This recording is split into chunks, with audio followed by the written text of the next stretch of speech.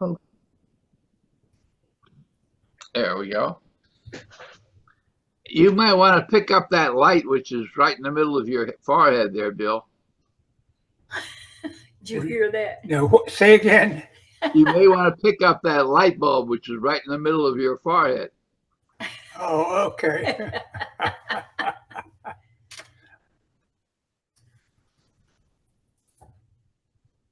Is that better? Well, to move, if you can move the light, the fixture up or something. Yeah, that'll do it. The light doesn't matter. It was where it was. Wait. I'm trying to get it better. That's too bright. I'm still expecting a fair number of others to show up. So this is a small gathering, and I'm reluctant to really get into things because we'll have to repeat it again. I had basically two things in mind. One is to get everybody who was on this session introduce themselves or reintroduce themselves to each other. And then I was going to point out what I put up on the website, and anybody who's got ideas of what they'd like to do in the future, they can follow it up on their own. So I think what I'll do is I'll start out with the website, and I'm going to put this on the screen and share the screen. Whoops, let's see. Oh, close. Okay.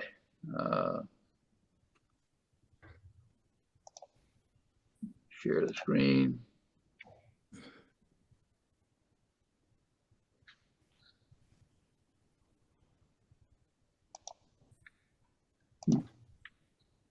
There it is.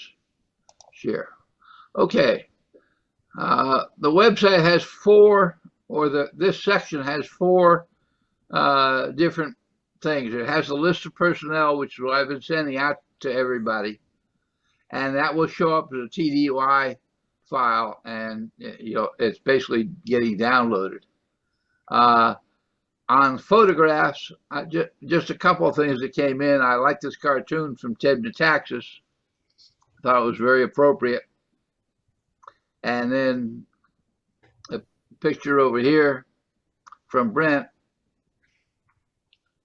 and that Denny Lane sent in this picture of Sava Stefanovic.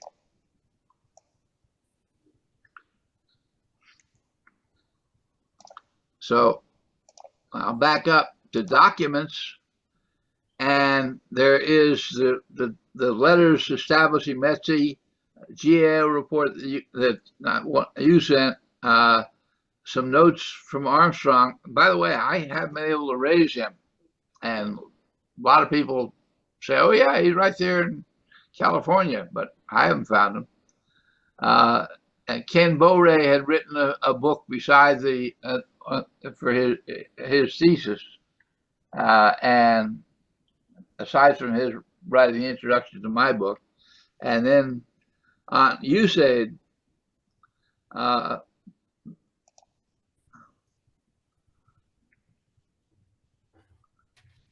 there are a lot of oral histories. Are you seeing this? And if you go down in here, you'll see that he talks about Cambodia at one point. And I was thinking if we got all these, then somebody could collect them all, the parts about Cambodia. Hold on while I answer this phone.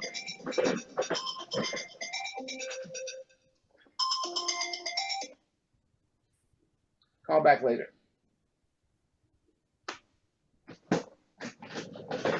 And then there's the Rybat citation that's over here. All right. Then in terms of books, I've got this is the end of tour report here. I'm very proud of that. That's a lot of stuff in here. And then I have some other things that I've done. Like this is a small book, about 400 pages, about the whole history of the Vietnam War. And then I've got the frequent wind report from SyncPack. I have not been able to get SyncPack to release the Eagle Poll report, which is unfortunate. This frequent wind report turned out to be very good. And then a book that I edited recently on State Department efforts in Vietnam. So that's what's on the website now, and can be added to over time.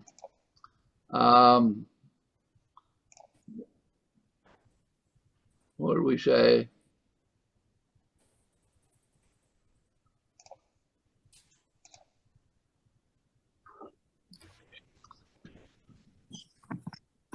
Okay. All right. So I'll stop sharing. Ken, welcome. Yeah, thanks so much. All right. We were just about to sort of go over the people we've got here and introduce them to each other, or reintroduce them to each other. So why don't we start out with David? Well, I got into Thailand Thanksgiving Day. The next day I was on an airplane to Phnom Penh, 1974. I was the airdrop officer, and I replaced a Dave Morris. Ken, you were there. I remember you. I don't remember the other fellows that's pictured here. And then I was there till practically the last day. I kind of left after the Khmer Rouge captured all the 105s down in Neek Long. And when they started moving them upriver, the embassy became pretty big target for 105s. We started to get out of the area. But my job was airdrop. I visited a lot of the drop zones because they were pretty much isolated. For those of you that may not know, but we dropped from 10,000 feet, CDS bundles, and we only dropped ammunition and rice when I was there. We didn't try anything else low level. Contract was a contract Black C-130s out of Thailand, Samison, Neek Long, or not Neek Long, Samison, Utapao. Again, we went then, we were evacuated to that area until, I don't know, a month or two after we left Cambodia. I guess I was in Thailand until maybe June. I'm not sure exactly. I have a lot of pictures, Steve. Most of them are slides, though. They would have to be converted to prints. I can't send them over the internet very well. Well, Conversion of slides is just a matter of cost, and there's some places that do it relatively inexpensively. Yeah, I have a whole tray full. I had a presentation that I developed for airdrop and my tour in Cambodia. I had a Cambodian section of riggers who were actually in Thailand when the government fell. They never got back to Cambodia. One of them was a major. He was a professor at Phnom Penh University. He spoke 5 languages, but he was evacuated. He ended up going to Oregon. And I talked to him about a year or two ago. He was like 93. I don't know if he's still alive or not. When I talked to him, he didn't seem to remember too much about it. So I don't know if dementia had set in, but that was my job, airdrop.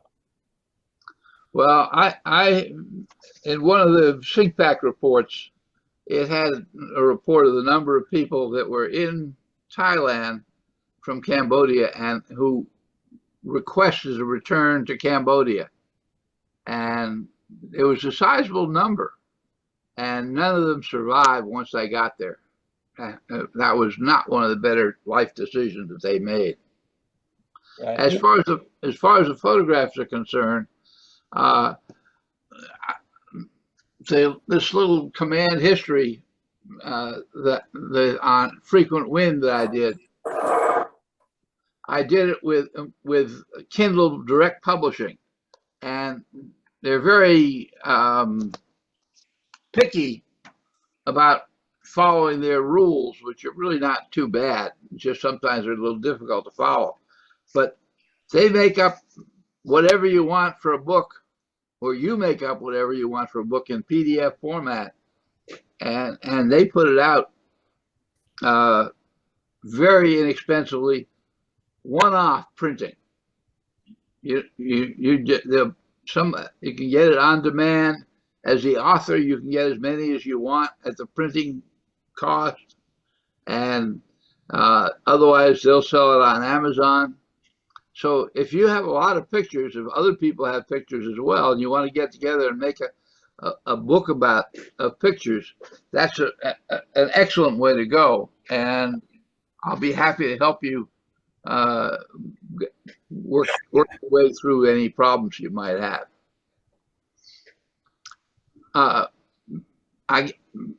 Bill, why don't you go next? Okay. I'm Bill Ratledge. I was assigned to MACV in November '71. We weren't allowed to stay in Cambodia. And then about 3 months after that, they allowed 10 Air Force, I was Air Force, 10 Navy, and 80 Army to move into Cambodia in civilian clothing. The only time we could use military clothing is when we went out in the field, or one of my jobs is Pochontan Air Base logistics area. I was the Chief Air Force Logistics, providing T-28 ammunition, T-28 rebuild in Bangkok, all the ammo, gasoline, whatever. Worked for a one-star Army general. He kept criticizing me for using too many bullets, and I told him that was our job to put the bullets to a 747, excuse me, C-47 gunship. And so we operated with C-47 gunships and T-28 aircraft with 50 caliber guns slung under the wings. And that was our operation. We lived there until late middle of '72, and we were losing, of course, and troops were starving. We dropping rice and other substance to them. And then in November, late November, right at Thanksgiving, the Army BG pulled this 8 of us staff officers in and said, just get the hell out the way you can. Here's a TDY orders, just catch anything you can. I caught military air into Bangkok, and then wrangled a commercial back to the US. And that's the extent of my service there. So I guess we were the first to go in civilian clothes. I wore military a lot because I was out in the field. I was not in combat. We had 80 Army that we never saw, Americans, and that were deployed. Normally I had to go into the American Embassy every day, that's where our offices were, and we were required to wear short sleeve shirt with a tie. That was the modus operandi that we operated under. And spent a lot of times going back and forth to Bangkok because all we had to do is take the tail number off of a T-28 that was shot down, and the contractor there would rebuild us a new T-28. So I went to Bangkok a lot, managing the repair of those aircraft. Got in trouble one time because one of our T-28s that was damaged would flew into Bangkok Commercial Airport with the 50 caliber gun still strapped under the wings, and that caused an international situation. So we were never to ship anything aircraft into Bangkok with arms on it. So it was an interesting tour, but it went pretty fast, pretty busy.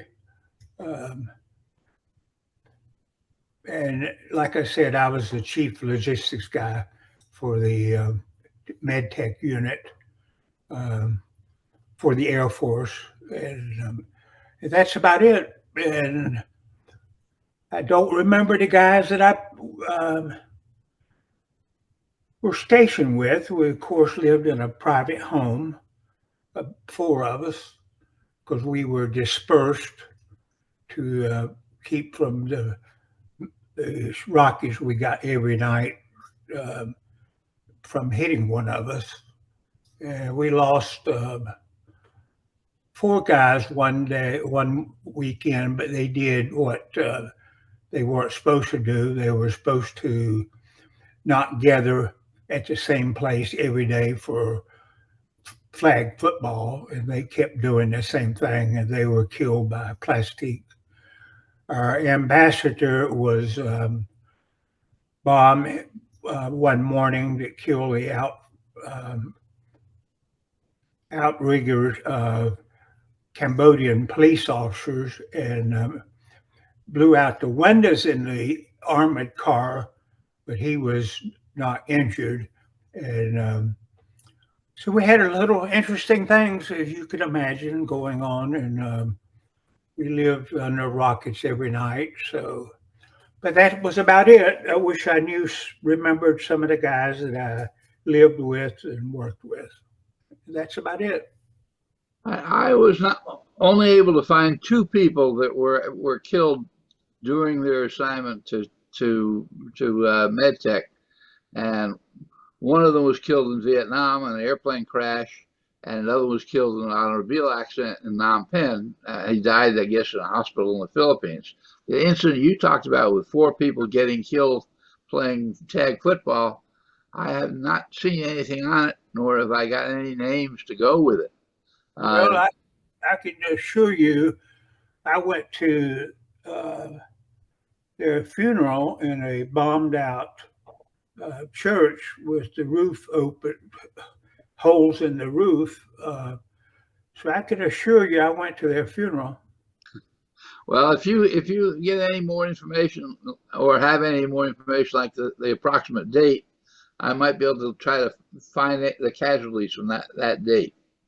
Yeah, So I don't know what date it was. Brent, you want to come up next? Okay. I was there in Cambodia from April of 72 to December 72. And I reported for duty to Vietnam, where I spent the first 3 months before they could get me in the cap to go in and be the Army programmer. And I spent all my time sitting at a desk, playing with the numbers and talking to SyncPack and trying to get the program straight so that the Cambodians would get the equipment that we had programmed for them. And it was a fast year. No real exciting stories, just remember one day I decided to go a different route then, and that's the day the deputy for the prime minister or for the ambassador got attacked. They killed some of his bodyguards, and he was okay. He didn't get hurt, but I would have been right there at that spot if I'd gone that way. That was about the extent of my involvement, other than sitting at a desk. That's the same incident that Bill was talking about? Yes, uh-huh. Larry just ran away, so Yep. let me put you on next. That would be near the end of 72, the last few months. I don't remember the exact time. That was Thomas Enders. He was the charge d'affaires under Swank, who was the ambassador. Right.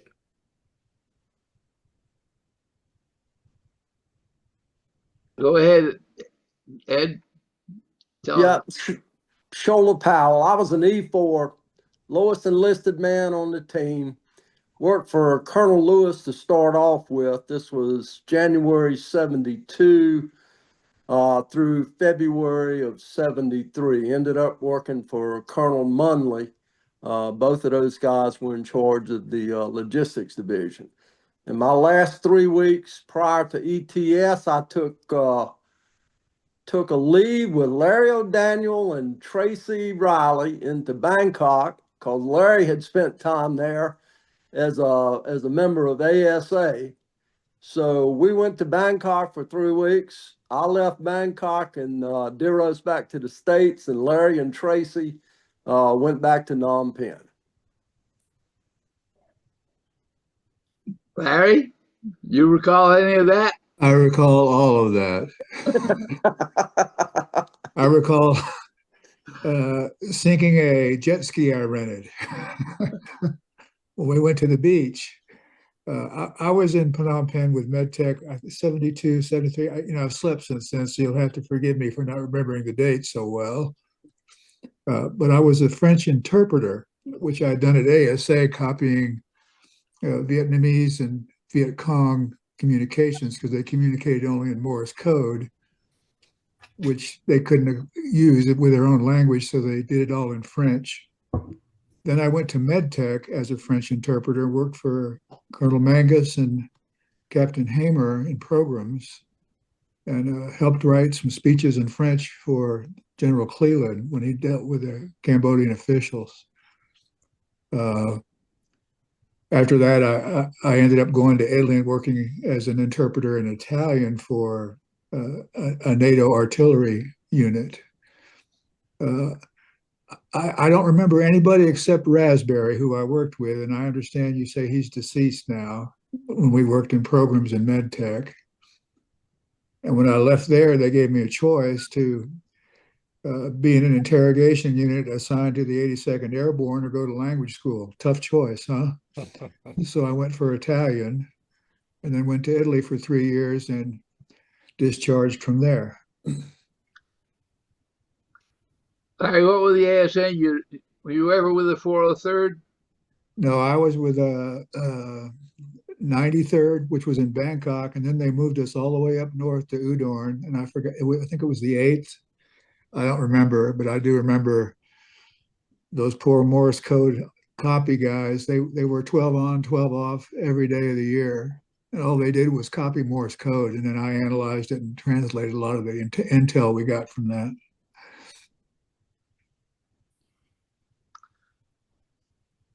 Wow. The only incident I can remember happening was just one time. I think sappers got into the city and there was a lot of fireworks going on, but nothing really close to us.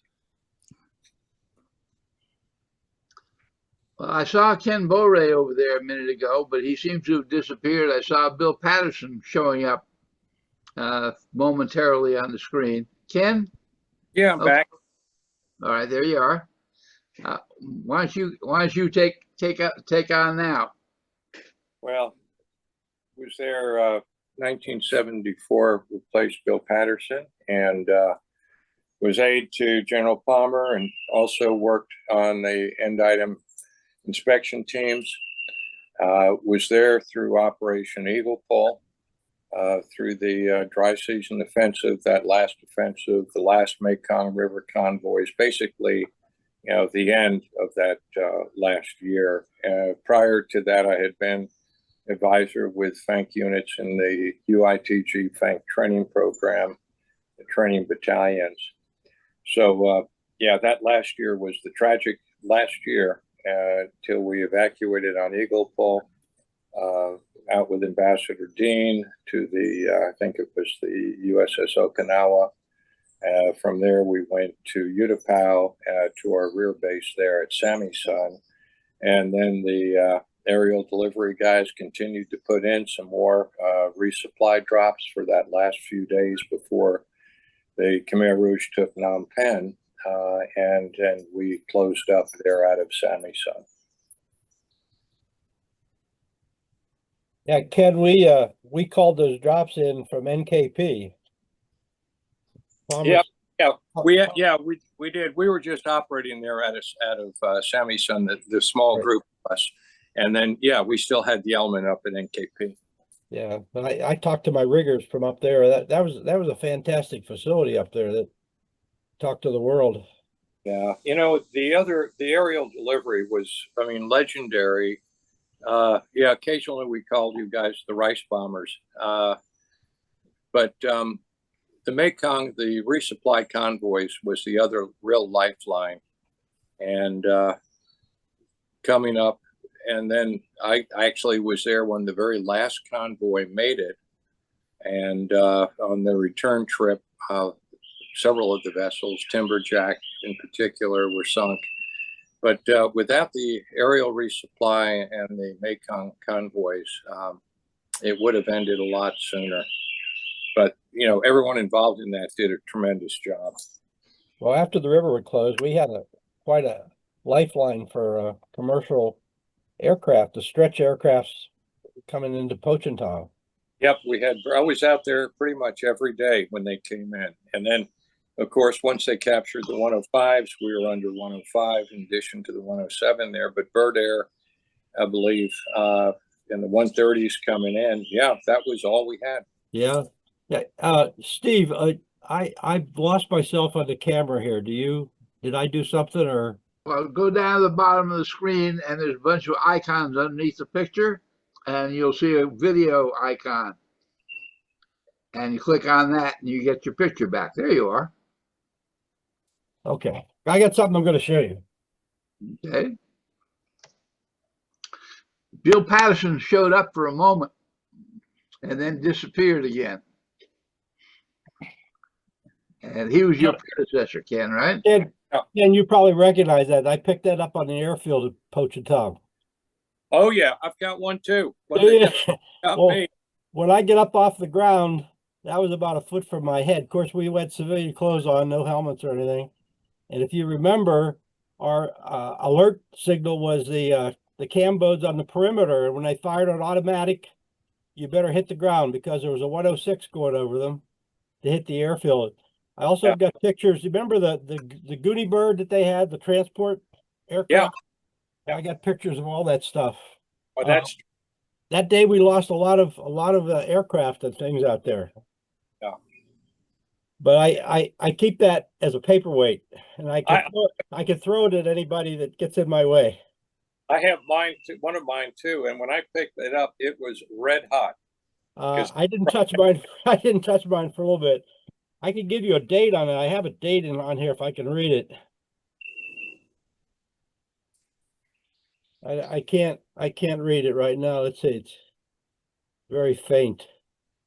Terrific. Well, that's the only other one I've ever seen. That's terrific. Yeah, that's the rocket end. So you all have memories to share here. Well, Steve, thanks for pulling everyone together. Yeah, thank you. There's a lot of experience. I hope everybody can pull in to give Steve. He's done a great job with us in Special Forces, preserving history, getting interviews, pulling rosters out of his hat like a magician. which I do know I have that other roster, which I'll find for you, Steve, the final MedTech roster. I found the envelope, which was the embassy directory, but of course the directory is missing from the folder too. So anyway, more to follow, but thanks. There you go, Ken. Dave has got one roster there. He's given me 6 of the 8 pages. What's the date on that? May 15th, 75. Oh, terrific. That was the one I was looking for. Yeah. I've had it in a notebook ever since I left. Great. You worked with the same people I worked with. There was a Colonel Denzel.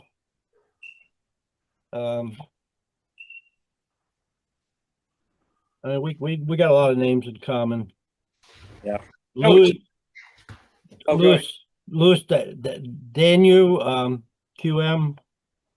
So he was ammo supply and services. Denny Askelson, remember Denny? Of course, yeah. Malouche. Oh yeah, Colonel Malouche. Yep. Yeah. I was a captain also then. Yeah, that was a great team. Kind of a small world here. I've got a friend up in Petersburg, retired out of Fort Eustis, transportation. And we were talking one day, and turns out when the Mekong River convoys were coming, he was at the other end, putting the convoys together from Thailand during that last year. We compared pictures one day, and it was amazing. I'd see the ships over in Thailand, and then I'd show them what they looked like once they ran the gauntlet. And we met them down there on the riverfront. So yeah, what a small world. Yep, sure is. Well, you mentioned Bird Air. Nobody has mentioned a company called Tri-9. I don't know if you saw them there in Cambodia. I was in Singapore in '75 at that time, and when everything closed down, they came to Singapore and set up its leader, both Bird Air and Tri-9, and we serviced the oil field people there. But the Bird Air had a very unusual pilot. He had one eye, but he was licensed to fly. He really good on a C-130. But Steve, one thing happened when we were those last few months there in Pochentong. We were taking the 105s in addition to the 107s. We had one of the 130s hit, and one of the pilots was killed, or crew members, I can't remember, and ended up bringing him back to the embassy. He was dead. And then we were trying to figure out how to get his remains out. And I still remember that day, parked it, in front of the embassy with him in there, trying to get him out of country. The noose was getting tighter so much every day, and the perimeter smaller. But anyway.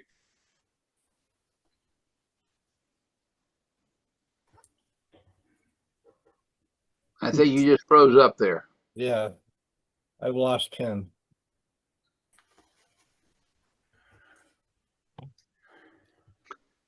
They actually sent. There we go. Yeah. Go ahead. No, you're getting rid of the body there.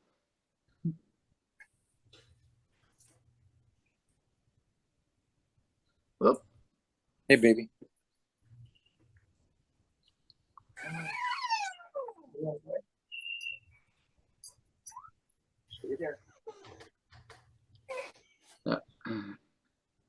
After everything closed down, the Khmer Rouge sent a busload of people to the Thai border, whatever Americans they had left, and that included a couple of the pilots that I had in Singapore.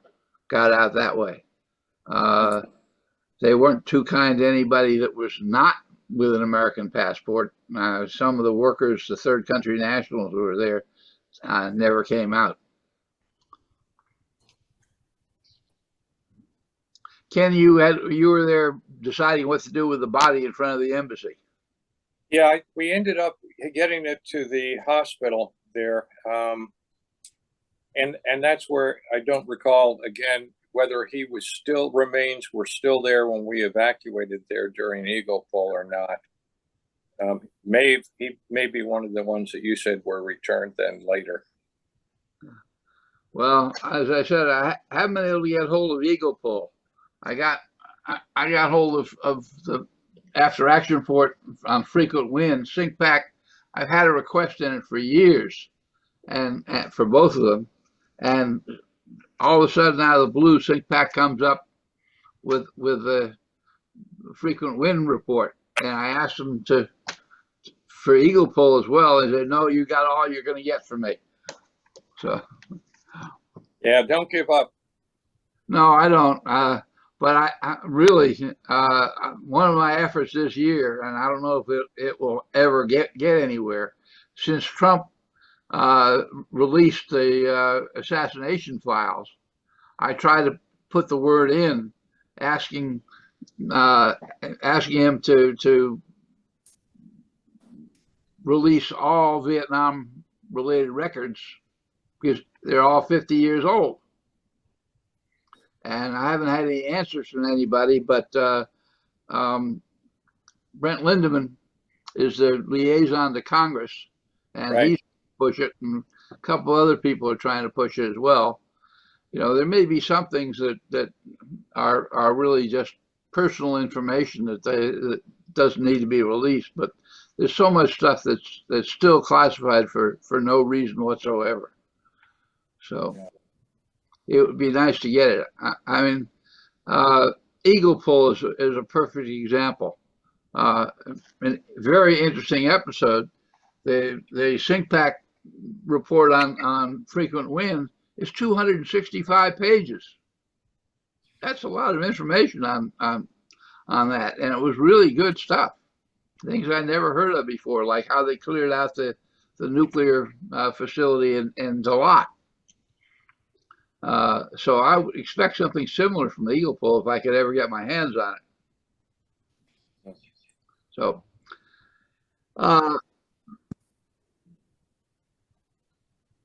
Bill, there you are. Yeah, finally. Hey, Let me see if I'm on mute. I can't tell. there you are. Hey, Bill. There we go. So I'm trying to drive and do this at the same time, so I'm just taking a little pause here, okay, and not driving. Okay, good. You And and I saw Bo Ray was on. Is he still He is. on? Yeah, I can see. Ah, Hey, Bill. oh, there we go. You look like you're leading the good life. Yeah, out in the back. Where you porch. living? I'm down in Southern Virginia. Yeah, right now I'm in Fairfax. So Oh. Our daughter and family are up there in Burke, so not far. yeah, same thing. I'm here visiting my daughter. Anyway, I'm on and I listened for a little bit. I'm glad to make the connection, so I know your email's on that giant list of emails someplace. So, list of email addresses. Yeah. on the list of addresses, everybody's email is on there, so that should be easy Yeah, enough. I get it. I get it. So, Now, you suggested a Facebook page. I don't which do I much, could do. but I could do that easily, but I'd have to. I'd do a private Facebook and see who showed up. Looking for some photos, but what do you think of that idea, Ken? I think the Facebook works. It's easy to do. Well, but I don't know whether. I'm one of the last guys that doesn't do Facebook and social media, so I couldn't be your. Man. But with your technology and your military academy background, I'm Experience. sure. Yeah.